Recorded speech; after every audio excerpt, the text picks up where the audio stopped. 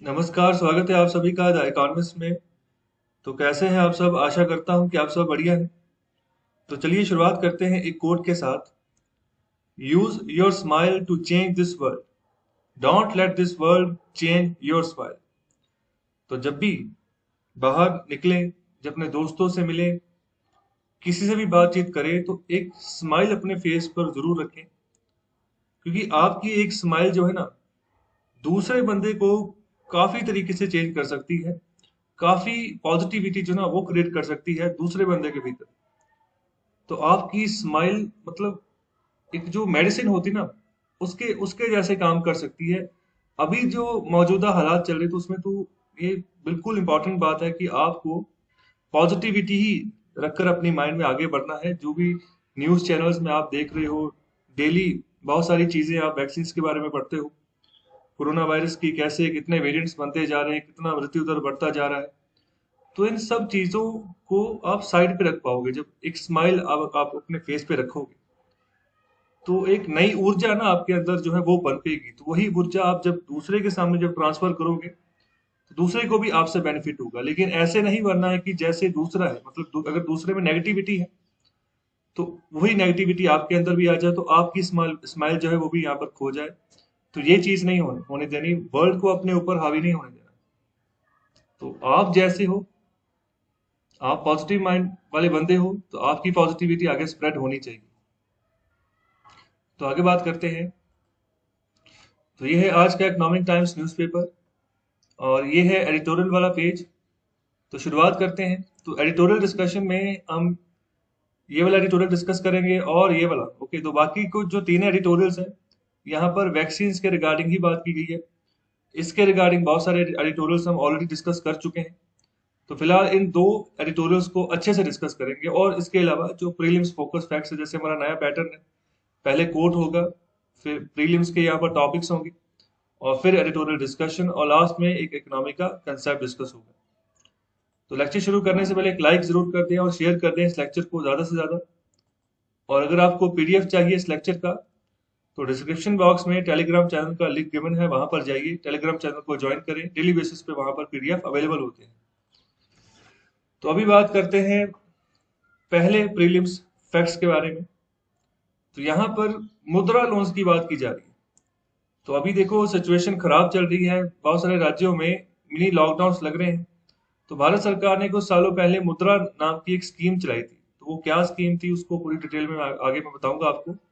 फिलहाल सरकार क्या कह रही है? सरकार ये चाह रही है कि जो छोटे बोरोवर्स हैं, मतलब जिन्होंने लोन उठाया हुआ है बैंकों से, लेकिन बहुत कम अमाउंट है, तो उनको यहाँ पर हमने बेनिफिट पहुंचाना है। क्योंकि अभी लोकल लॉकडाउन लगे हुए हैं अलग अलग राज्यों में, जिसके चलते लोगों के व्यापार बंद हो चुके हैं। जिन्होंने लोन उठाया हुआ है, छोटा लोन भी अगर उठाया तो उसकी किस्तें वो नहीं दे पा रहे हैं।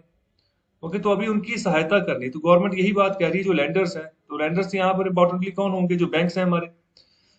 तो उनको कहा है कि जिन्होंने भी यहाँ पर मुद्रा लोन के तहत पैसे उठाए हैं, पैसा लोन लिया हुआ है बोरोवर्स ने, तो ज्यादातर जो कि मतलब जो छोटे हैं, मतलब कि जिन्होंने जिन्होंने बहुत कम अमाउंट ली हुई है, तो उनके ऊपर अभी फोकस करना है। जब भी यहाँ पर लॉकडाउन राज्यों में हटते हैं, खत्म होते हैं, तो उनको पैसे देना शुरू करना है।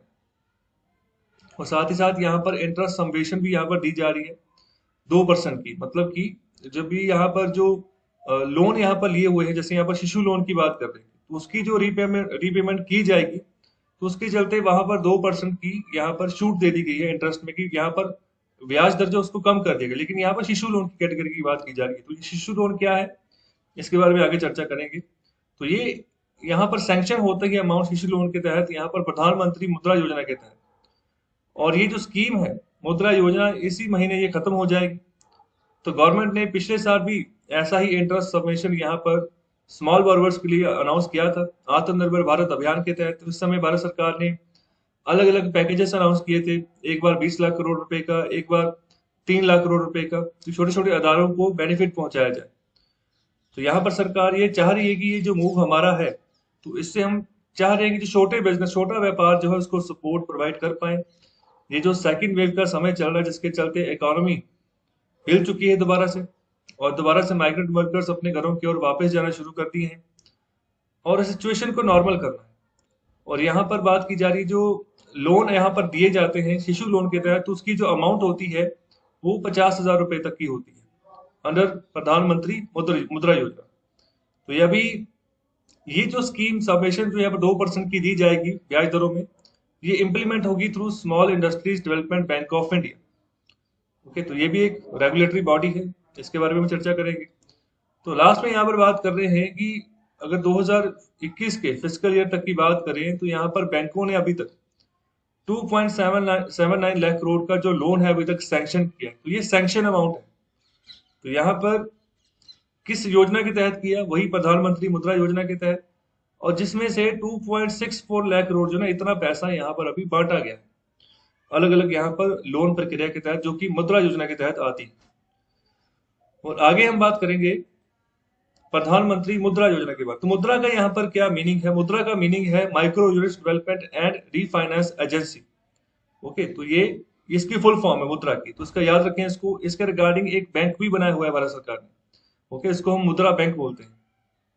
तो इस स्कीम को लॉन्च किया गया था 8 अप्रैल 2015 में प्रधानमंत्री जी के द्वारा। तो यहाँ पर 10 लाख तक के यहाँ पर लोन यहाँ पर आवंटित किए गए इस स्कीम के तहत to the non corporate non farm small micro enterprises, मतलब कि फार्मर्स की कैटेगरीज में जिनकी यहाँ पर जमीन वगैरह है, एग्रीकल्चरल लैंड है, तो उनको यहाँ पर बेनिफिट नहीं मिलेगा। जो भी छोटा मोटा कारोबार करना चाह रहे हैं, मतलब कि कोई अपना बिजनेस सेटअप करना चाह रहे हैं, जैसे कोई यहाँ पर देखो फुटबॉल के जो कवर होते हैं, कोई वो बना रहा है, जो छोटे छोटे यहाँ पर मैन्युफैक्चरर होते हैं, तो वो उनको थोड़ी बहुत ही अमाउंट लोन के रूप में चाहिए होती है।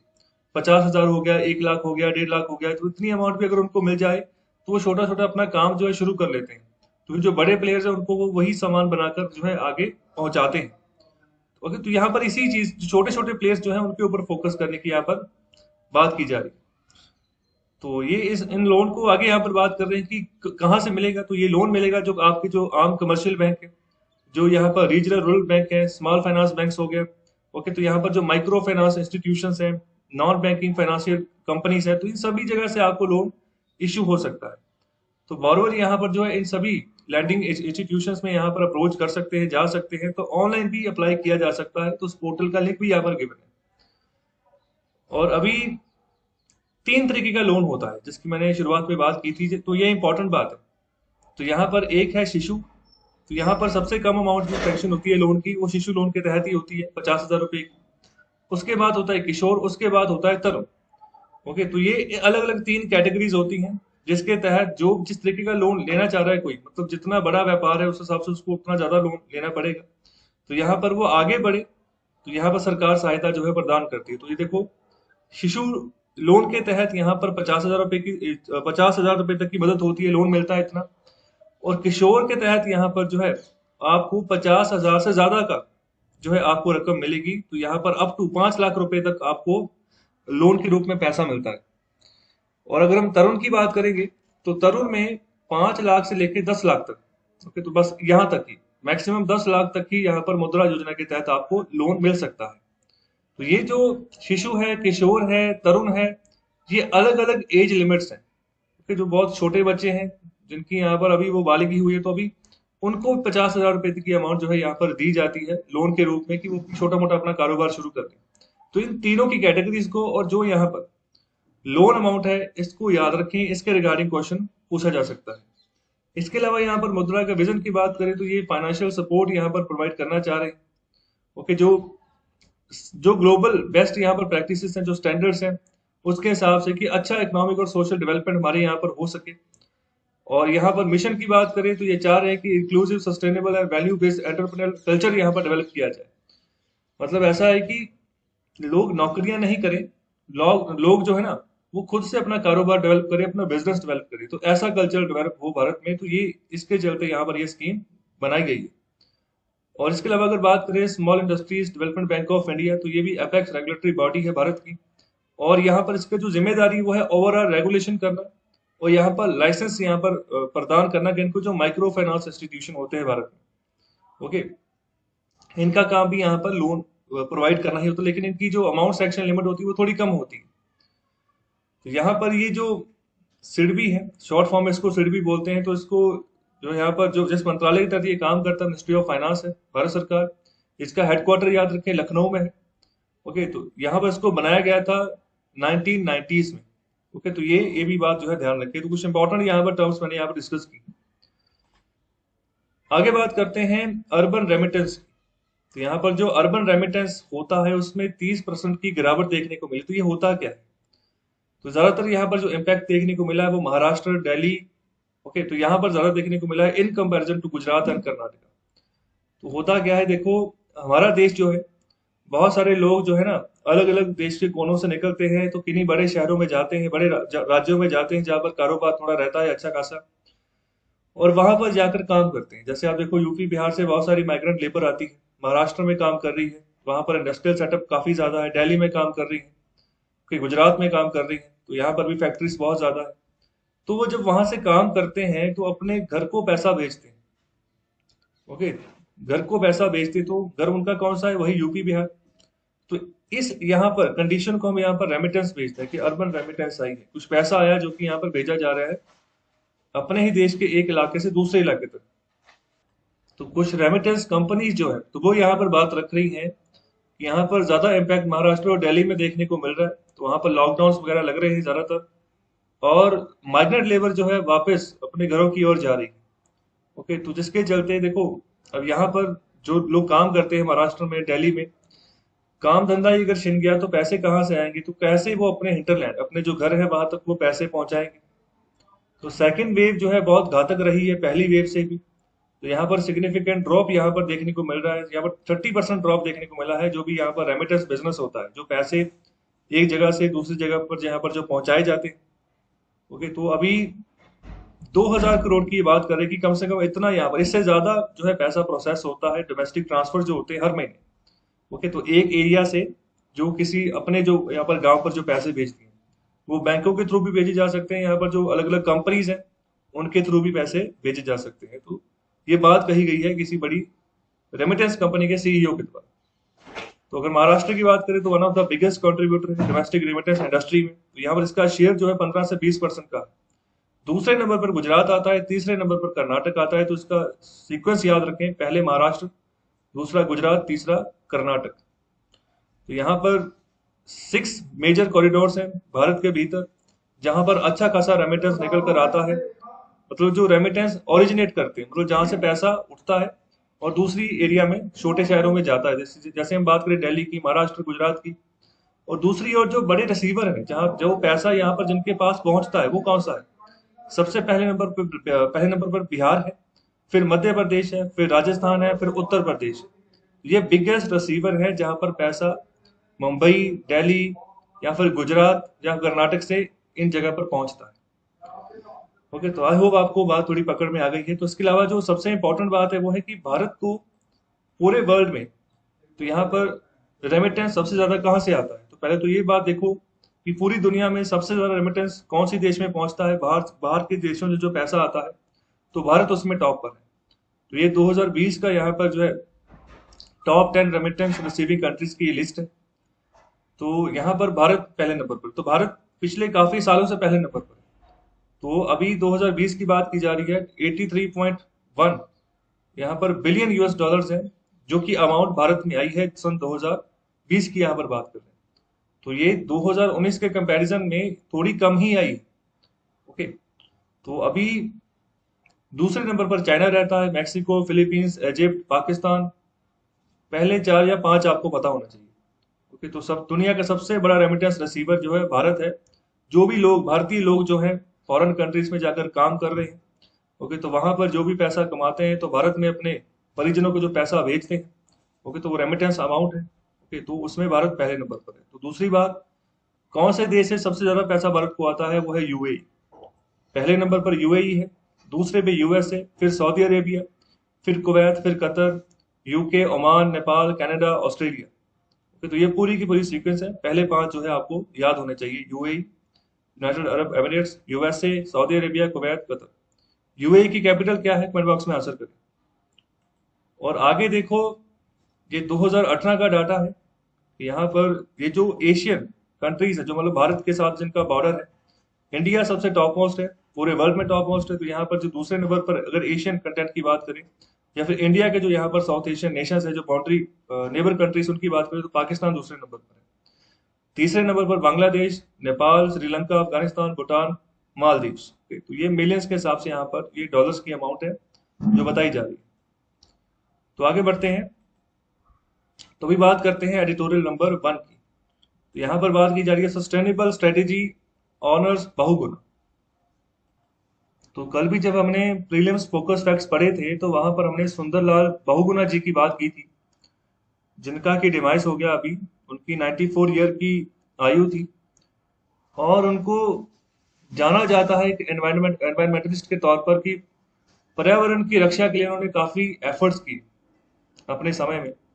तो वही बात कर रहे हैं कि अभी सुंदरलाल बहुगुणा वो चले गए हैं, तो उन्होंने एक बहुत सहज मूवमेंट चलाया अपने समय में। तो यहाँ पर जो फॉरेस्ट कंजर्वेशन की अगर रिगार्डिंग बात करें कि जंगलों को बचाना है, ओके, तो उस खास तौर पर अगर हिमालयन रीजन की बात करें, उत्तराखंड वाले रीजन की बात करें, तो मतलब कि शुरुआती पॉइंट था भारत के इतिहास में। हम कह सकते हैं कि कोई अगर अगर ऐसा एंगेजमेंट कर रहा है कि अगर डेवलपमेंट आप अगर लेकर आना चाह रहे हो तो यहाँ पर नेचर को भी साथ में रखो, नेचर को नुकसान मत करो। तो यहाँ पर जो बहुगुणा जी के जो आइडियाज थे, तो यहाँ पर कोर आइडियाज थे, तो यहाँ पर यही था कि यहाँ पर जो ह्यूमंस है ना, तो नेचर उनको बहुत बहुत कुछ देती है ह्यूमंस को, तो बहुत सारे बेनिफिट हमें मिलते हैं। तो हमें उसी हिसाब से काम करना चाहिए कि नेचर को डैमेज ना करें। तो अगर यहाँ पर बात करें इकोनॉमिक ग्रोथ की, डेवलपमेंट की, तो यहाँ पर एनवायरमेंटल कंजर्वेशन को भी हमें ध्यान पर रखना है। तो यहाँ पर जो साइंस, इकोनॉमिक्स और सोशियोलॉजी की बात करें, ओके, तो अभी ये सब कुछ तभी है अगर नेचर है, अगर एनवायरमेंट कंजर्व है, अगर बचाकर चल रहे हो, बिना मतलब के पेड़ पौधे काटे जा रहे हो, जो जंगली जानवर है, ठीक है, तो वो भी फिर यहाँ पर देखो उनको भी डिस्टरबेंस होती है। अगर एक जंगल काट दिया गया तो फिर वो एक जगह को छोड़कर किसी दूसरे जगह को वो यहाँ पर ढूंढने की कोशिश करेंगे, तो अभी वो ज्यादातर जो ह्यूमन आबादी होती है तो वहीं पर वो चले जाते हैं, तो डिस्टरबेंस और ज्यादा बढ़ जाती है। तो बहुगुणा जी सिंपल यही बात कहते थे कि अगर इकोनॉमिक ग्रोथ भी करनी है, डेवलपमेंट भी करनी है, तो अलग अलग नहीं होने चाहिए।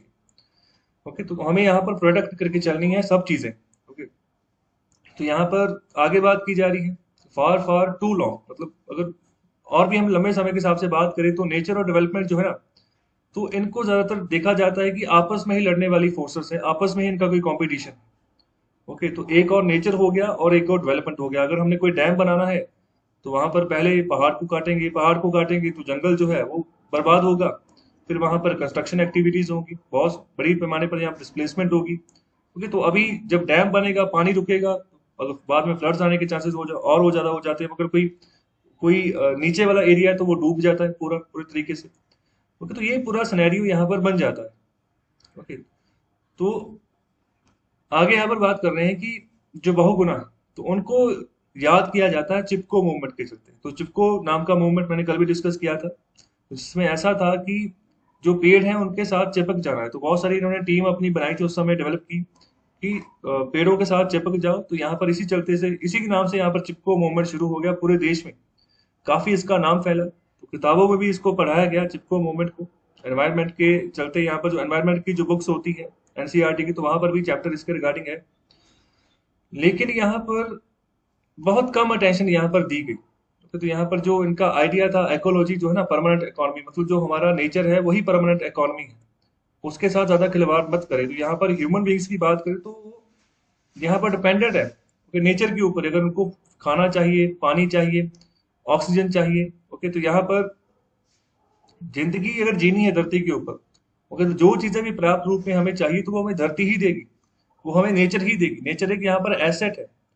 जैसे अगर कंपनीज कहकर चलती है कि हमारी कंपनीज के बाद इतने लाख करोड़ के एसेट्स हैं, तो हमारी कंपनी बहुत बड़ी होती जा रही है, तो नेचर ही सबसे बड़ा एसेट है। ओके, तो इसको बर्बाद नहीं कर सकते। तो इसकी अपनी इकोनॉमिक और यहाँ पर अंदरूनी वैल्यू है, ओके, जो हमें बहुत कुछ दे रही है, जिसका कि हम यहाँ पर मोल भी नहीं लगा सकते। जैसे आप बात करो ऑक्सीजन है, ओके, तो क्या उसका कोई मोल लगा सकता है? पानी पीने को मिल रहा है, खाना खाने को मिल रहा है, तो उसका रिप्लेसमेंट क्या है? ओके, तो उसका रिप्लेसमेंट कुछ भी नहीं। तो अभी जो बीमारियां निकल कर आ रही हैं तो इन्हीं सभी चीजों से निकल कर आ रही है, खाने से, पानी से, दूषित हवा से।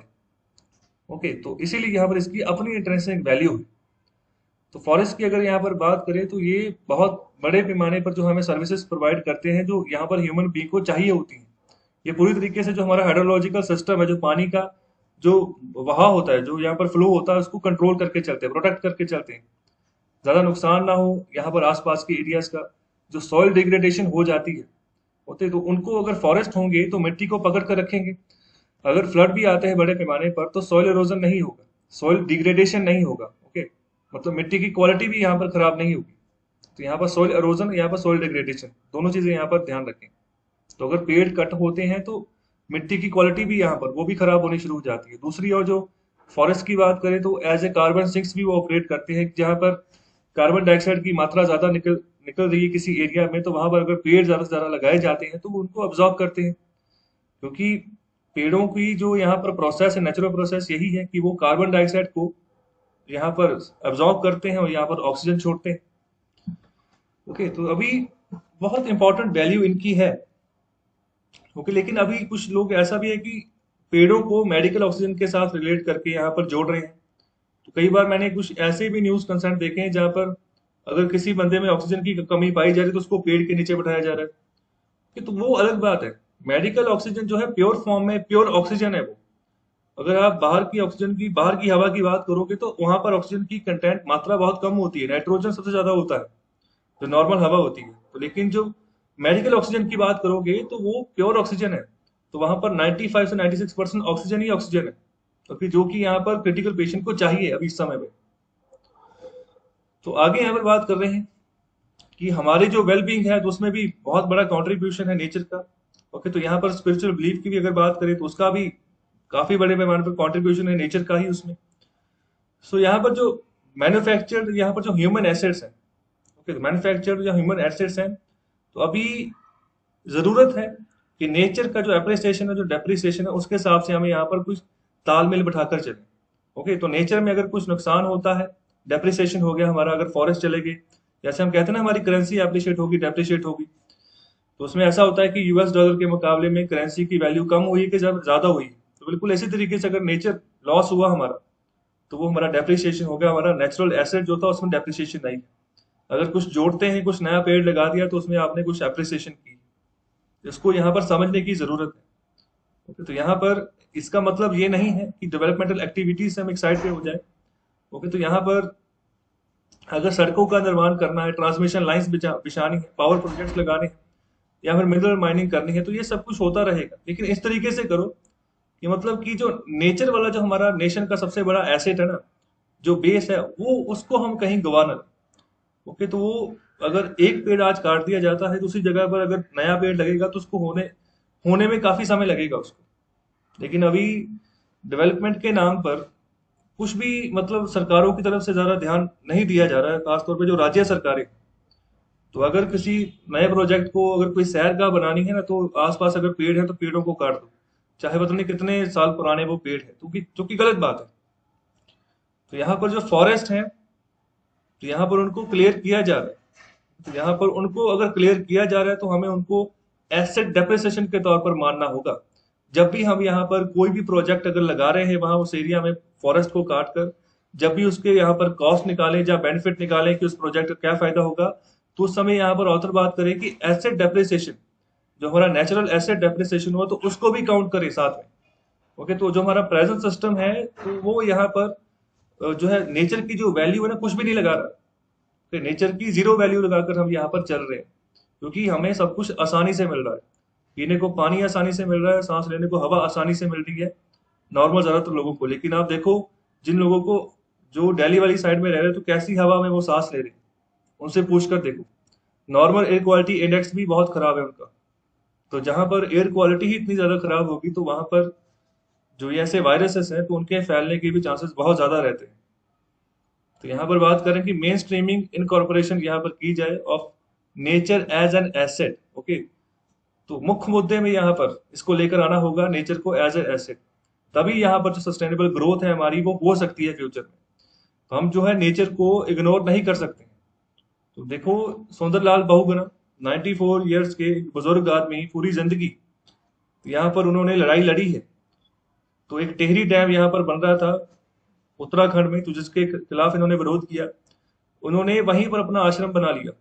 ओके, जहां पर वो डैम बन रहा था, तो उन्होंने एक प्रण लिया था कि मैं अपने घर वापस नहीं लौटूंगा जब तक ये काम नहीं रोका जाता। तो वो काम नहीं रुका, वो टेहरी डैम भारत का सबसे बड़ा डैम बन गया।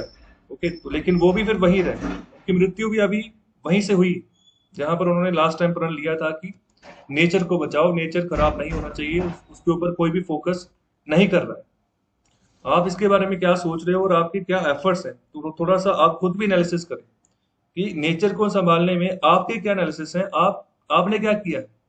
ओके, तो कोई छोटा से छोटा काम या बड़े से बड़ा काम खुद से अपना भी एनालिसिस करें।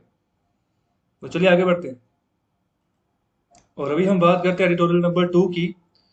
तो यहाँ पर बात करें where angels fear to tread. तो यहाँ पर बात करें कि जो हेल्थ केयर वर्कर्स हैं रूरल एरियाज में, रूरल इंडिया में, तो उनकी यहाँ पर कमी देखने को मिल रही है। तो यही जो है प्राइम रीजन हो सकता है कि कोविड-19 के चलते जो यहाँ पर फर्टिलिटीज है, जो मृत्यु दर है, अगर रूरल एरियाज में बढ़ता जा रहा है ना, तो उसका रीजन सबसे बड़ा यही है कि वर्कर्स की शॉर्टेज है, हेल्थ वर्कर्स की यहाँ पर शॉर्टेज। तो अभी शुरुआत में बात करें कि जितने भी अगर हेल्थ वर्कर्स की बात करें अलग अलग विभिन्न राज्यों में, तो यहाँ पर ज्यादातर अर्बन एरियाज में ही ये ज्यादा पाए जाते हैं। ओके, तो यहाँ पर अगर बात करें कि जिन जिन भी एरियाज में ये फैलते हैं, तो यहाँ पर कुछ कम्युनिटी हेल्थ सेंटर्स हैं। ओके, तो इसके थ्रू मतलब ये काम करते हैं। इसके अलावा जो प्राइमरी हेल्थ सेंटर्स हैं, इसके थ्रू ये काम करते हैं। और इसके अलावा इनके जो सब सेंटर्स होते हैं, तो यहाँ पर बात करें very naturally the quantum and quality of services in this model are at their best in the centre. तो जहां पर भी ऐसे सेंटर्स आपको देखने को मिलेंगे, चाहे हम पीएचसी की बात कर रहे हैं, सीएचसी की बात करें, तो वहां पर तो आपको अच्छी क्वालिटी, अच्छा जो है माहौल मिल जाएगा कि थोड़ा बहुत अच्छा काम हो रहा है। लेकिन अभी इन्हीं एरियाज के जब आप साइड पे होना शुरू हो जाएंगे, तो वहां पर इंटेंसिटी जो है ना, यहाँ पर वो भी कम होना शुरू हो जाएगी। जो आपको फैसिलिटी मिल रही है, जो यहाँ पर आपको सर्विस मिल रही है, अगर उसके अकॉर्डिंग हम बात करें तो ये बात की जा रही है। 1975 की एक रिपोर्ट थी जिसका नाम था group on medical education and sport man power. Okay, तो ये 1975 की उस समय की ये बात है। ओके, तो अभी कम से कम यहाँ पर बात करें कि ऑलमोस्ट यहाँ पर आधी सदी बीत चुकी। उसके बाद की सिचुएशन देखो भारत में, तो वो अभी भी उसी घेरे के आसपास हमारी सर्विसेज जो है ना, सर्विसेज की जो क्वालिटी है वो वहां पर ही घूम रही है। तो यहाँ पर स्टिल वो डेफिशिएंट है। अगर हम यहाँ पर अलग अलग राज्यों की बात करें, मतलब अच्छी सर्विस यहाँ पर नहीं मिल रही है। जो आम लोग जा रहे हैं, जो प्राइमरी हेल्थ केयर सेंटर्स है, यहाँ पर जो कम्युनिटी हेल्थ केयर सेंटर्स है वहां पर, तो यहाँ पर बहुत बड़े पैमाने पर असमानता है। अगर हम बात करें क्वालिटी ऑफ हेल्थ केयर की अक्रॉस स्टेट्स, ओके, अलग अलग राज्यों में, एक राज्य में आपको अच्छी फैसिलिटी मिल सकती है, अच्छी सर्विस मिल सकती है, दूसरे राज्य में वो नहीं मिलेगी। तो ये बहुत बड़े पैमाने पर डिस्पैरिटी पाई जा रही है भारतीय राज्यों में। और यहाँ पर जो रीजन वही है कि शॉर्टफॉल है ह्यूमन रिसोर्सेज का। ओके, तो अभी पॉपुलेशन बहुत ज्यादा है और उसके मुकाबले में हेल्थ वर्कर्स की गिनती बहुत कम। तो यहाँ पर पैंडेमिक ने एक तरीके से जो हमारी डिस्पैरिटी है ना, ये जो असमानता है हमारी हेल्थ केयर सेंटर्स में, तो इसको दर्शा दिया है। यहाँ पर प्रत्यक्ष रूप से सबके सामने हाजिर कर दिया कि ये सिचुएशन है भारत के यहाँ पर हेल्थ केयर इंफ्रास्ट्रक्चर की। और आगे यहाँ पर बात करें कि हो सकता है कि इसमें कोई कोरिलेशन हो between vacancies of health care workers and the rising rural fertilities. मतलब कि जैसे बहुत सारे बड़े पैमाने पर हेल्थ केयर वर्कर्स की जो असामियां हैं, ओके, तो वैकेंसीज वो खाली पड़ी है। दूसरी ओर यहाँ पर जो मृत्यु दर जो रूरल एरियाज में बढ़ता जा रहा है, तो इसमें आपको कोरिलेशन देखने को मिल सकता है। तो ये अपनी राय यहाँ पर दे रहे हैं ऑथर। और इसके अलावा रूरल हेल्थ स्टैटिस्टिक्स 2019-20 के हिसाब से ये बात कर रहे हैं कि जो स्टेट्स हैं, तो यहाँ पर जिनके पास हाईएस्ट नंबर ऑफ वैकेंसीज है ऑफ एलोपैथिक डॉक्टर। तो एलोपैथिक डॉक्टर वो डॉक्टर जो यहाँ पर मॉडर्न मेडिसिन में काम करते हैं, जिनको आप जैसे अंग्रेजी दवाइयां वगैरह कहते हो ना, तो वो चीज। तो एलोपैथिक डॉक्टर्स की यहाँ पर जो नंबर ऑफ, यहाँ पर जो गिनती है उनकी इन पीएचसी जो प्राइमरी हेल्थ केयर सेंटर्स होते हैं, तो यहाँ पर बिहार में कितनी है, कितनी ज्यादा वैकेंसीज हैं, तो यहाँ पर 2384 के आसपास जो है ये वैकेंसीज खाली पड़ी है एलोपैथिक डॉक्टर्स की पीएचसीज में। दूसरे नंबर पर यहाँ पर उत्तर प्रदेश की बात करें 819, महाराष्ट्र की बात करें 739, मतलब इतनी वैकेंसीज तो अभी खाली पड़ी। और यहाँ पर बात करें कि states with highest number of vacancies और स्पेशलिस्ट, मतलब कि जो डॉक्टर्स, पहले तो यहाँ पर हमने मेडिसिन के रिगार्डिंग बात की, अभी हम स्पेशलिस्ट की बात करेंगे। सर्जन्स कौन होते हैं, जो यहाँ पर सर्जरी करते हैं, जो ऑपरेशन करते हैं। ओके, जो यहाँ पर आईसीयू में जो क्रिटिकल जिनकी यहाँ पर हालत होती है, सर्जरी के बगैर काम नहीं हो सकता। सर्जरी में बहुत सारी सर्जरीज आ जाती है, जैसे आप किडनी ट्रांसप्लांट की बात कर लो, यहाँ पर कोई इंटेस्टाइन का ऑपरेशन हो गया, ओके, तो यहाँ पर लीवर का ऑपरेशन हो गया, कुछ भी हो गया सर्जरी, ओके, सर्जन्स, तो ज्यादातर सर्जन्स किनको हम बोलते हैं, जिनके पास यहाँ पर एमबीबीएस की डिग्री होती है। एमबीबीएस की फुल फॉर्म क्या होती है? ओके, तो चलो मैं ही बता देता हूँ। तो एमबीबीएस का मतलब है bachelor of medicine and bachelor of surgery, okay. तो यहाँ पर सर्जन्स वो हो गए। दूसरे नंबर पर आगे यहाँ पर ऑब्स्टेट्रिशियंस एंड गायनोकोलॉजिस्ट। तो ये दोनों का काम तो लगभग सेम ही है। तो क्या काम है? अगर हम यहाँ पर ऑब्स्टेट्रिशियंस की बात करें और गायनोकोलॉजिस्ट की बात करें, तो जो प्रेग्नेंट यहाँ पर वुमेन होती है, प्रेगनेंसी में मतलब कैसे उनको काम करना है, क्या चीज करनी है, तो वो यहाँ पर उसके रिगार्डिंग यही यहाँ पर जो डॉक्टर्स होते हैं ये बताते हैं। गायनाकोलॉजिस्ट यहाँ पर प्रॉपर बताते हैं कि मतलब किस तरीके से आपको जो है मेडिसिन, कौन सी मेडिसिन लेनी है, किन किन चीजों का ध्यान रखना है, ओके, तो ये सारा काम गायनाकोलॉजिस्ट का होता है। तो यहाँ पर जो ऑब्स्टेट्रिशियंस होते हैं, तो ये क्या करते हैं, ये कई बार हम उन लोगों को भी कह देते हैं जो कि प्रेगनेंसी के रिगार्डिंग यहाँ पर हेल्प भी करते हैं कि कैसे की प्रेगनेंसी को आप अचीव कर सकते हो, ओके। तो इसके रिगार्डिंग थोड़ा सा यहाँ पर अंतर रहता है ऑब्स्टेट्रिशियंस और गायनेकोलॉजिस्ट में, लेकिन दोनों का काम मेजरली प्रेगनेंसी के रिगार्डिंग ही होता है। और एक और जो मेजर यहाँ पर डिफरेंस होता है, तो यहाँ पर अगर हम यहाँ पर ऑब्स्टेट्रिशियंस की बात करें, तो जब बच्चों की डिलीवरी होती है तो यहाँ पर ये काम करते हैं, फिर डिलीवरी यहाँ पर करवाते हैं, लेकिन गायनेकोलॉजिस्ट इसमें यहाँ पर ये काम नहीं करते। ये सिर्फ यहाँ पर वर्बली ही जो है ना गाइड करते हैं। तो ये एक डिफरेंस बड़ा है, तो ये इसको इसके रिगार्डिंग भी आप जो है इसको याद रख सकते हैं। आगे यहाँ पर फिजिशियंस जो नॉर्मली यहाँ पर जो टेक केयर करते हैं, जो भी नॉर्मल अगर बुखार वगैरह आपको होता है कि किस तरीके से ट्रीटमेंट करनी है, अगर कोई चोट वगैरह लगी क्या ट्रीटमेंट करनी है, तो ये फिजिशियंस का काम होता है।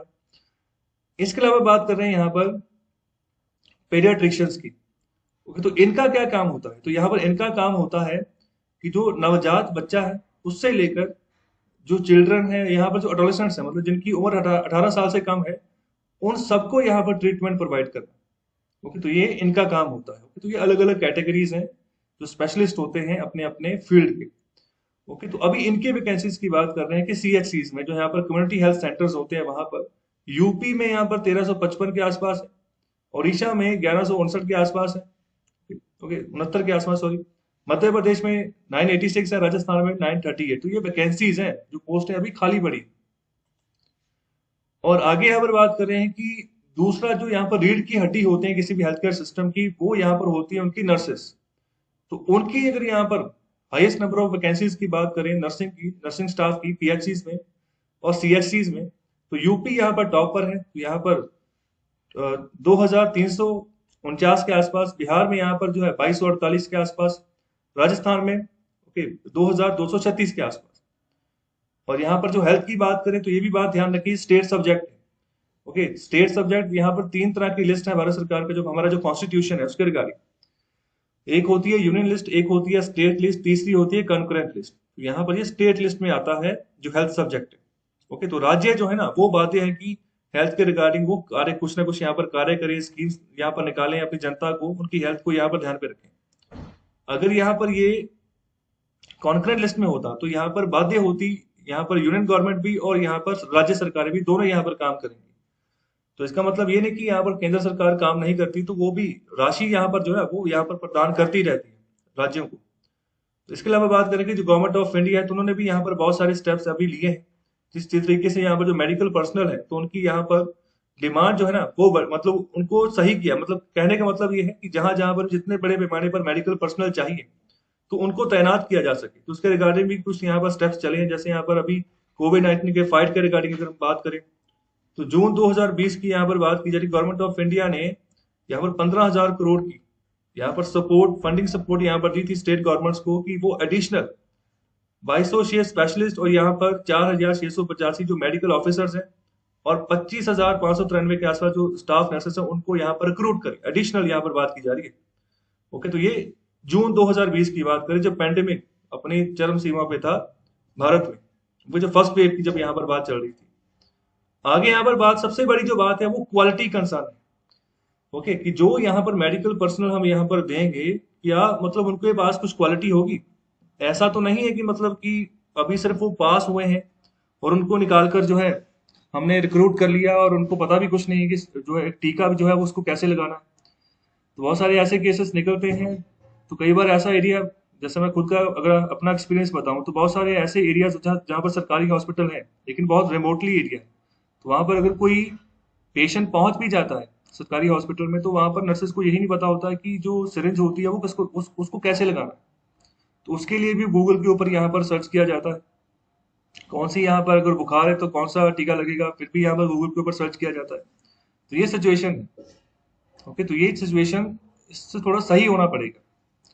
ओके, तो जो यहाँ पर यूज की होती सिरिंज है तो उसको भी दोबारा लगा दिया जाता है। ये मतलब चीजें नहीं होनी चाहिए। तो इसके लिए एक क्वालिटी जो है ना हमें यहाँ पर प्रोवाइड करनी है, जो मेडिकल पर्सनल है उनके चलते। तो जितने भी यहाँ पर health care number of health care providers हैं, okay, does not have an automatic correlation with quality. Automatic कुछ यहाँ पर कोरिलेशन नहीं है क्वालिटी के साथ, लेकिन दुर्भाग्यपूर्ण यहाँ पर बात करें कि मेजोरिटी जितने भी रूरल इंडिया में से यहाँ पर अगर प्राइवेट सेक्टर की बात करें, तो majority of rural India has to rely on private sector for primary health care.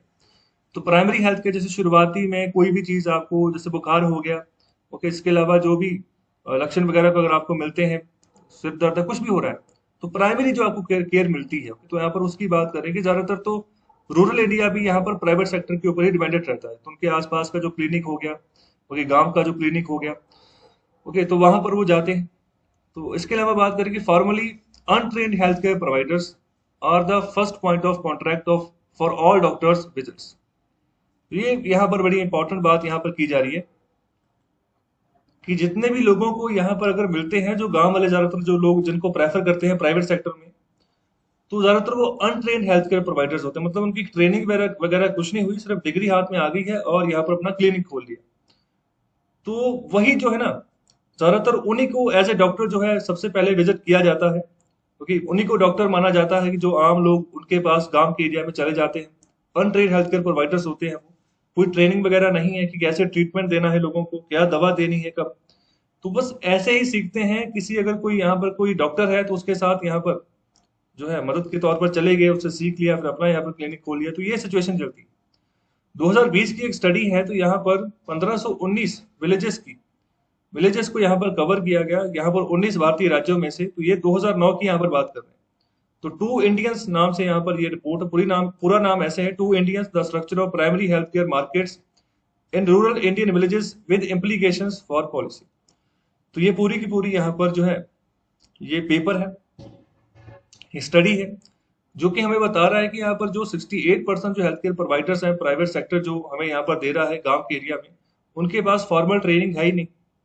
Okay, तो इसके अलावा बात करें, ये भी चीज पाई जा रही है कि यहाँ पर जो फॉर्मल मेडिकल ट्रेनिंग है, ओके, तो यहाँ पर training is a poor predictor of quality. Okay, तो ये भी बहुत बड़ी बात है कि जो अगर अच्छी ट्रेनिंग ही नहीं है, ओके, तो यहाँ पर आपकी प्रेडिक्शन लग जाएगी कि क्वालिटी आप क्या दोगे यहाँ पर, जो भी यहाँ पर आप दवा दे रहे हो लोगों को। तो यहाँ पर सबसे पहली बात ये करेंगे जो क्वालिटी है ऑफ इनफॉर्मल प्रोवाइडर्स, यही जो यहाँ पर इनफॉर्मल सेक्टर का ही आप इनको हिस्सा मानोगे जो क्लिनिक खोलकर बैठे हुए हैं। तो quality of informal providers in Tamil Nadu and Karnataka is higher than that of fully train doctors in Bihar and Uttar Pradesh. तो ये बहुत बड़ी बात कर रहे हैं। देखो, तमिलनाडु और कर्नाटक में और केरला की भी आप बात कर सकते हो, तो वहां की सरकारों ने अपने हेल्थ केयर को सुधारा है। तो यहाँ पर तमिलनाडु का नाम सबसे आप टॉप में आप ले सकते हो। तो अच्छा, बहुत बड़े पैमाने पर इन्होंने अपने हेल्थ केयर को सुधारा है गांव के एरिया में भी। इसी के चलते ये बात करें तमिलनाडु और कर्नाटका की, यहाँ पर अगर कोई जो अनट्रेंड यहाँ पर डॉक्टर भी है ना, मतलब अनट्रेंड जो इनफॉर्मल प्रोवाइडर भी है, तो यहाँ पर वो कहीं ज्यादा बढ़िया है जो ट्रेन डॉक्टर्स हैं बिहार और उत्तर प्रदेश में। तो आप देखो कहाँ पर ठहरते हैं बिहार और उत्तर प्रदेश।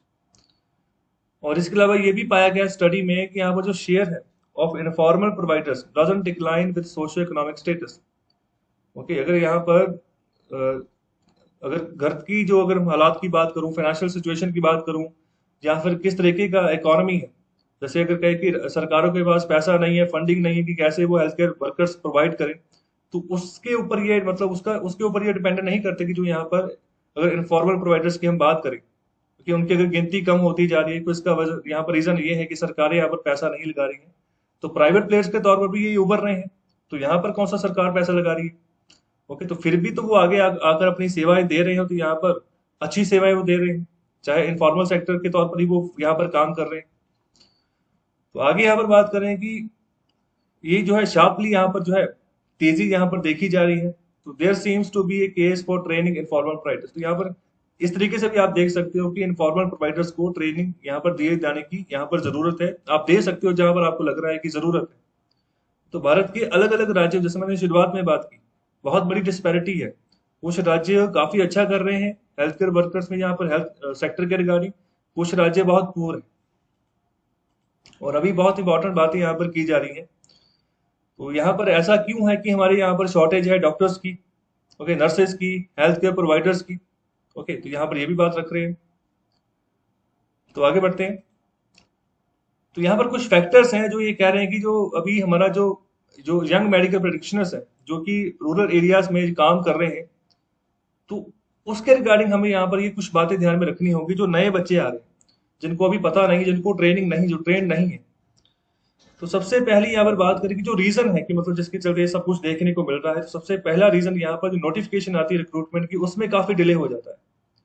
ओके, कि मतलब कि भर्ती करनी है नए वर्कर्स की, नए यहाँ पर डॉक्टर्स की, यहाँ पर नर्सेज की, तो यहाँ पर उसमें नोटिफिकेशन की काफी डिले रहता है, हर साल नहीं आता है। दूसरा यहाँ पर जो बात करें कि मुकदमेबाजी बहुत हो जाती है जब रिक्रूटमेंट प्रोसेस चल रहा होता है। जैसे अभी देखो, कुछ डॉक्टर्स को या कुछ नर्सेज को यहाँ पर एडहॉक पे रख लिया सरकार ने, सरकारी हॉस्पिटल्स में। तो अभी वो कहेंगे कि पहले हमें परमानेंट करो, तो उनको परमानेंट किया नहीं, तो यहाँ पर उन्हीं के हॉस्पिटल्स में यहाँ पर वैकेंसी सरकार ने निकाल दी। तो सरकारें ऐसा करती हैं कि उनको भी 5 साल तक का डर होता है कि यार जब चौथा साल आ गया तो तब 1 साल रहते हैं, नौकरियां निकालो ज्यादा से ज्यादा। तब वो यहाँ पर कुछ नहीं देखती कि किनको यहाँ पर एडहॉक पे रखा है, ओके, तो किनको परमानेंट करना है। वो सिर्फ यही देखती हैं कि नई नौकरियां निकालनी है। तो उस समय यहाँ पर जो एडहॉक पे लगे होते हैं, फिर वो मुकदमेबाजी वहां पर शुरू हो जाती है सरकार के खिलाफ, जिसके चलते रिक्रूटमेंट प्रोसेस जो है और डिले हो जाता है। ओके, इसके अलावा बात कर रहे हैं इंफ्रास्ट्रक्चरल और लॉजिस्टिक सपोर्ट की रूरल एरियाज में। मतलब कि ट्रांसपोर्टेशन अच्छे से संसाधन, अगर एम्बुलेंस की बात करें कि वो पहुंचे टाइम पे, तो ये चीजें यहाँ पर सुविधा नहीं है। इंफ्रास्ट्रक्चर नहीं है, अच्छी खासी बिल्डिंग्स नहीं है। जो मेडिकल है, नर्सिंग कॉलेजेस की बात करें कि medical and nursing colleges prepare students to work in tertiary health care facilities. However, in some states, CHCs, PHCs lack basic infrastructure. बहुत सारे राज्य ऐसे हैं जहाँ पर बेसिक इंफ्रास्ट्रक्चर भी नहीं है। क्योंकि अगर डॉक्टर है तो उसके बैठने की यहाँ पर कौन सी जगह है, तो मतलब कहाँ पर यहाँ पर ऑपरेशन थिएटर होगा। तो इस तरीके से अगर बेसिक इंफ्रास्ट्रक्चर की भी बात करें तो बहुत सारे राज्यों में मिसिंग है। ओके, तो यहाँ पर जो यहाँ पर स्टूडेंट्स हैं, तो वो यहाँ पर कोशिश करते हैं कि जो टर्शरी हेल्थ केयर यहाँ पर फैसिलिटी से वहां पर काम करें, जब भी वो कॉलेजेस से यहाँ पर प्रिपेयर होकर आते, पढ़कर आते हैं। तो कोई एग्जाम्पल दीजिए मुझे टर्शरी हेल्थ केयर फैसिलिटी की। 3 तरीके की यहाँ पर जो है हेल्थ केयर फैसिलिटी होती है, प्राइमरी, सेकेंडरी एंड टर्शरी। तीनों की एक एक एग्जाम्पल जो है वो उसको कमेंट बॉक्स में आंसर करें। चौथे नंबर पर बात करें कि जो प्राइवेट मेडिकल एजुकेशन है बहुत महंगी होती जा रही है, और साथ ही साथ यहाँ पर working in rural areas doesn't give an expected return on investment. तो अगर यहाँ पर कोई बच्चा तो यहाँ पर रूरल एरिया में काम कर रहा है, तो अगर वो पैसा इतना महंगा लगा भी देता है पढ़ाई के ऊपर, तो उसको ऐसा लगता है कि अगर मैं इतना पैसा लगा दूंगा तो मुझे वापस कुछ नहीं मिलेगा। अगर मैं यहाँ पर गांव के एरिया में काम करूँ, अगर शहर में अगर अपना क्लिनिक खोलेगा या कुछ करेगा, तो उसको ऐसा लगता है कि मैं ज्यादा पैसे कमा लूंगा। ओके, तो ये भी एक सिचुएशन है। तो जब भी आप देखोगे अर्बन एरियाज में जितने भी हॉस्पिटल्स आपको देखने को मिलते हैं, ज्यादातर वो इसी रिगार्डिंग खोलते हैं कि जितना पैसा हमारा पढ़ाई के ऊपर लग गया है, कम से कम उसको तो वापस ले हम लोगों की जेबों से। ओके, तो इसके अलावा बात कर रहे हैं कि lack of career progression opportunities, मतलब करियर ऐसे एडवांसमेंट कैसे आए, तो उसकी अपॉर्चुनिटीज काफी कम है। ओके, तो ये भी थोड़ा ध्यान रखना पड़ेगा कि कुछ प्रमोशंस वगैरह हो। मतलब अगर अपॉर्चुनिटीज आपको देनी पड़ेगी कि अगर एक बंदा नर्स के रूप में आए तो उसको आगे आप किस तरीके से प्रमोट कर सकते हैं। आगे यहाँ पर बात करें lack of opportunities to do research. Research के ऊपर भी यहाँ पर अपॉर्चुनिटीज नहीं दी जा रही। और 7वें नंबर पर बात करें इनएडिक्वेट number of medical, nursing and pharmacology colleges. Okay, तो यहाँ पर गिनती भी बहुत कम है कॉलेजेस की। तो यहाँ पर बात करेंगे for population of 400 million in 1946 the annual intake for MBBS was 1200। जब हमारी आबादी 400 मिलियन के आसपास थी, तो एमबीबीएस की जो इनटेक होती थी सालाना, वो सिर्फ 1200 थी। तो अभी हमारी पॉपुलेशन 2021 के हिसाब से 1390 मिलियन है। तो अभी जो एमबीबीएस की इनटेक हो रही है वो अभी 83,000 के आसपास है, 83,075 की यहाँ पर इनटेक की बात कर रहे हैं। ओके, और आगे यहाँ पर बात करें कि अभी कुछ स्टेप्स लिए जा चुके हैं कि यहाँ पर जो मेडिकल पर्सनल है, तो यहाँ पर किन्हीं अलग अलग राज्यों में तो उसके रिगार्डिंग कुछ नई शुरुआत अभी की जा चुकी है। गवर्नमेंट ऑफ इंडिया भी यहाँ पर इंसेंटिव प्रोवाइड कर रही है to paramedical and clinical staff in tribal areas. जो हमारे देश के जो नॉर्थ ईस्टर्न इंडिया की बात कर लो, इसके अलावा और भी बहुत सारे राज्य हैं। अगर आप झारखंड की बात कर लो, छत्तीसगढ़ की बात कर लो, मध्य प्रदेश की बात कर लो, तो बहुत सारी ट्राइबल कम्युनिटीज पाई जाती हैं। तो वहां पर जो है गवर्नमेंट ऑफ इंडिया भी इंसेंटिव दे रही है कि वहां पर स्टाफ को तैनात किया जाए, वहां पर भी वो हेल्थ केयर फैसिलिटी जो ट्राइबल एरियाज में वो पहुंचाए। तो पैरामेडिकल का यहाँ पर मतलब होता है जो इमरजेंसी में यहाँ पर जो ना अपनी अप्रोच यहाँ पर पहुंचाते हैं। ओके, तो इमरजेंसी सिचुएशन जो होती है तो उसके रिगार्डिंग जो काम आते हैं, जैसे एमबीबीएस डॉक्टर ज्यादा होते हैं। ओके ओके, तो मतलब इमरजेंसी सिचुएशन में जो भी उनके पास सिचुएशन आती है उसको ठीक करने की वो कोशिश करते हैं। और इसके अलावा यहाँ पर बात करें कि प्रोविजन यहाँ पर एक और दी गई कि परफॉर्मेंस बेस्ड इंसेंटिव दिए जाएंगे हेल्थ केयर वर्कर्स को under national health mission. Okay, जो भी यहाँ पर ट्राइबल एरियाज में या किसी और एरियाज में काम कर रहे हैं, तो जितना बढ़िया परफॉर्मेंस देंगे, ओके, तो जितना बढ़िया डील होगी इनकी आम लोगों के साथ, तो उसी तरीके से इनको इंसेंटिव जो है वो दिए जाएंगे सरकार के द्वारा। और इसके अलावा बात करें कि जो स्टेट्स है, राज्य हैं, तो उनको भी यहाँ पर अलाउ किया गया, फ्लेक्सिबिलिटी वो यहाँ पर रख सकते हैं to hire specialist under NHM. Okay, national health mission के तहत अगर वो किसी स्पेशलिस्ट को यहाँ पर हायर करना चाह रहे हैं through strategies like you code we, तो ये कुछ स्ट्रेटेजीज की यहाँ पर बात कर रहे हैं। तो अभी रिसेंटली गवर्नमेंट ऑफ इंडिया ने 157 मेडिकल कॉलेजेस जो है अलग अलग जिलों में उनको अप्रूवल दी कि ये कॉलेजेस खोले जाए। आगे बढ़ते हैं। और इसके अलावा यहाँ पर बात करें कि और भी कुछ स्टेप्स यहाँ पर लिए गए, जैसे हम यहाँ पर बात करें नेशनल मेडिकल कमीशन की, तो यहाँ पर इसकी बात कर रहे हैं कि इसको यहाँ पर रिकॉग्नाइज करना चाहिए और ज्यादा ओवरसीज यूनिवर्सिटीज को यहाँ पर ऑफर करना चाहिए मेडिकल प्रोग्राम्स, कि भारत में आए तो अपने अपने मेडिकल प्रोग्राम्स भारत की यूनिवर्सिटीज में भी ऑफर करें। तो यहाँ पर क्या फायदा होगा, this would allow more Indian graduates to practise in India. Okay, तो यहाँ पर वो उनको बाहर जाने की जरूरत नहीं पड़ेगी। जो जो लोग मेडिकल की प्रैक्टिस के चलते बाहर की बड़ी बड़ी यूनिवर्सिटीज में चले जाते हैं, तो उन्हीं यूनिवर्सिटीज को अगर हम कहें कि यहाँ आकर आपने प्रोग्राम चालू करो हमारी यूनिवर्सिटीज में, तो फायदा रहेगा, हमारे इंडिया में ही काम करें, वहीं पर सीखेंगे। और इसके अलावा यहाँ पर बात करें जो इनफॉर्मल प्रोवाइडर्स हैं, तो यहाँ पर उनको भी ट्रेन करना है कि वो पेशेंट्स को ट्रीट कर सकें। तो जो यहाँ पर जो सिंपल प्रॉब्लम्स निकल कर आते हैं उसको यहाँ पर इफेक्टिवली वो सॉल्व कर सकें। तो यहाँ पर स्टेट्स की बात कर रहे हैं, वो भी यहाँ पर जैसे यहाँ पर असम और छत्तीसगढ़ की यहाँ पर बात कर रहे हैं, तो ये क्या कर रहे हैं, ये 3 ईयर डिप्लोमा कोर्स यहाँ पर रूरल मेडिकल असिस्टेंट्स को ऑफर कर रहे हैं। ओके, तो अभी इनसे हम सीख सकते हैं, जो बाकी राज्य हैं तो इनसे सीख सकते हैं। तो यहाँ पर अगर यहाँ पर बात करें, non practicing allowance can be introduce और increase for government doctors in rural areas. Okay, तो ये भी एक इंपॉर्टेंट बात है। तो जो ये नॉन प्रैक्टिसिंग अलाउंस है, इसमें यहाँ पर अलाउंस दिया जाएगा, एक भत्ता दिया जाएगा डॉक्टर्स को जो भी यहाँ पर रूरल एरियाज में काम करेंगे। और इसी की रिगार्डिंग बात करेंगे, धीरे धीरे इसको बढ़ाया भी जा सकता है गवर्नमेंट डॉक्टर्स के लिए, जिस तरीके से अपने परफॉर्मेंस देंगे। तो अभी के लिए जो यहाँ पर 7वां पे कमीशन लगा हुआ है, उसके चलते जितनी भी बेसिक सैलरी होगी यहाँ पर डॉक्टर की, तो उसका यहाँ पर 25% एज ए यहाँ पर एनपीए दिया जाएगा, यहाँ पर जिसको हम नॉन प्रैक्टिसिंग अलाउंस बोल रहे हैं। तो इससे यहाँ पर इनकम सपोर्ट बढ़ जाएगी डॉक्टर्स की, तो यहाँ पर एक तरीके से मोटिवेट भी हो जाएगी हम रूरल एरियाज में काम करें जाकर अच्छे से। इसके अलावा यहाँ पर टारगेटेड एडमिशन प्रोग्राम्स की बात करें for nursing and medical colleges, तो इसको यहाँ पर इंट्रोड्यूस किया जा सकता है। ओके, तो यहाँ पर टारगेट रखे नर्सिंग और यहाँ पर मेडिकल कॉलेजेस के ऊपर ही, कि यहाँ पर थोड़े बच्चे लेकर आए, हम भर्ती करें अच्छे से। थाईलैंड की आप एग्जांपल ले रहे हैं कि वो यहाँ पर स्टूडेंट्स को रिक्रूट कर रहे हैं for its medical and nursing colleges, okay, from provinces that have shortage. Okay, तो जहाँ पर शॉर्टेज है तो वहां पर रिक्रूटमेंट की जा रही है उन्हीं स्टूडेंट्स को। तो ग्रेजुएशन के बाद उनको काम करना पड़ता है रूरल एरियाज में जाकर, अपने ही उन्हीं प्रोविंसेस में जहां पर शॉर्टेज है। और इसके अलावा यहाँ पर accelerated career advancement for health care providers की यहाँ पर बात करें रूरल एरियाज, तो इसको भी अभी यहाँ पर इंट्रोड्यूस कर सकते हैं। ओके, तो यहाँ पर जो हेल्थ केयर प्रोवाइडर्स है रूरल एरियाज में, तो उनको किस तरीके से करियर एडवांसमेंट मिले, मतलब कि अगर आज वो एज ए मेडिकल असिस्टेंट जा रहे हैं तो कल को क्या प्रमोशन होगी, तो इसके ऊपर हम फोकस कर सकते हैं। इसके अलावा जो regular in service training of doctors है और नर्सेज है जो यहाँ पर रूरल एरियाज में काम कर रहे हैं, तो वो भी जो है ना हम यहाँ पर करके चल सकते हैं। किन किन इश्यूज के ऊपर, जैसे यहाँ पर कॉमन नॉन कम्युनिकेबल डिजीज की बात करें, एपिडेमोलॉजी की बात करें, जो यहाँ पर महामारी फैल रही है, ओके, उसकी रिसर्च जो करेंगे बच्चे, उसके ऊपर यहाँ पर फोकस किया जा सकता है। ओके, और इसके अलावा जो नॉन कम्युनिकेबल डिजीजेस जो मतलब कि फैलते नहीं है, क्योंकि अगर किसी एक को हो गया तो उससे दूसरे को होगा, ऐसा नहीं।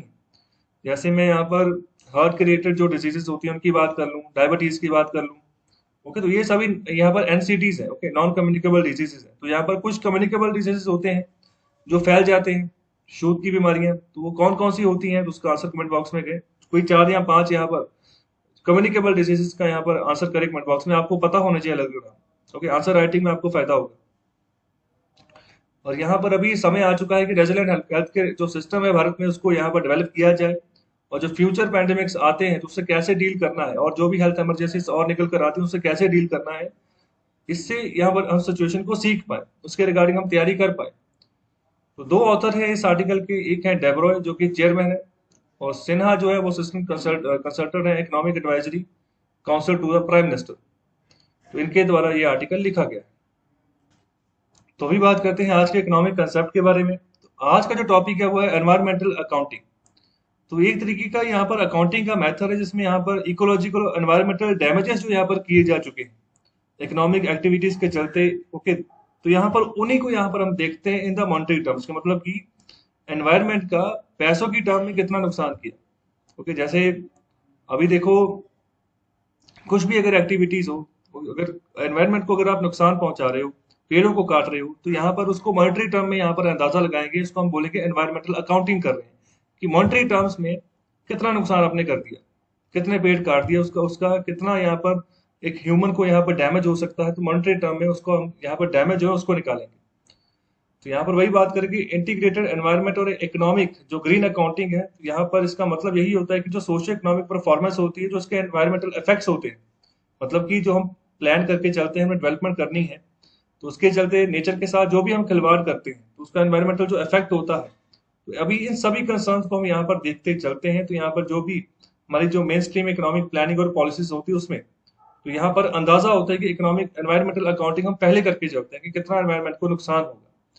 तो जैसे अभी देखो, कुछ महीनों पहले की बात है कि उत्तराखंड में ही यहाँ पर एक ग्लेशियर था जिसका पानी एक जगह इकट्ठा हुआ था, लेकिन नीचे की ओर डैम बन रहा था, तो डैम बनते के चलते यहाँ पर बहुत सारी एक्टिविटीज हो रही थी, यहाँ पर बॉम्ब ब्लास्ट वगैरह किए जा रहे थे, टनल वगैरह बनाई जा रही थी, इसके चलते कंपन होता था, और जो ऊपर पहाड़ था वहां पर जो पानी जमा था, तो वो पहाड़ यहाँ पर खिसकता गया, और जो पानी था वो ढा गया नीचे, काफी लोगों के नुकसान हो गया, जाने चली चली गई वहां पर। ओके, तो ये यहाँ पर सब चीजें हैं जो यार एनवायरनमेंट को हम इम्पेक्ट कर देते हैं, लेकिन उसका आमतौर पे अकाउंटिंग हम करते नहीं, तो अभी उसी टर्म की यहाँ पर बात कर रहे हैं। ओके, तो ये यहाँ पर ओवरऑल सिनेरियो है। तो कैसा लगा आपको लेक्चर? तो अपना फीडबैक जरूर दें, शेयर करें इस लेक्चर को ज्यादा से ज्यादा, चैनल को लाइक करें, सब्सक्राइब करें। बहुत बहुत शुक्रिया, धन्यवाद।